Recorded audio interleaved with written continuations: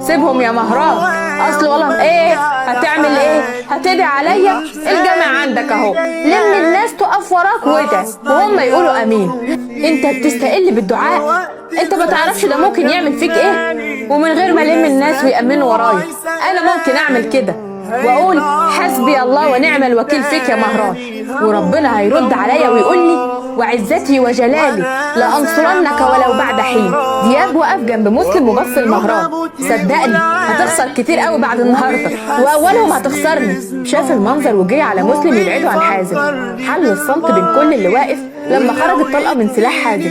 كلهم بصوا عليه وهو واقع على الارض وبينزف جامد.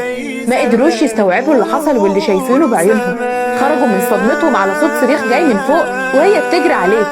خرجت موجوعة من جواها وهي شايفة ابنها بيموت قدامها. لا لا يا دياب لا.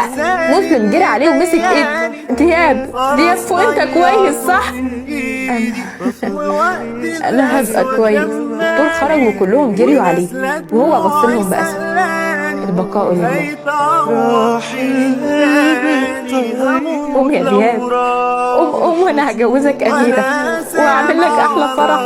الكل هيحكوا ويضحكوا عني. ينفع تخضها عليك كده؟ قوم بقى وبطل هزار. انت عايز تعرف انا بحبك قد ايه صح؟ انت تحويشة عمري يا دياب. هو العمر فيه قد ايه عشان اعمل صاحب تاني زيك؟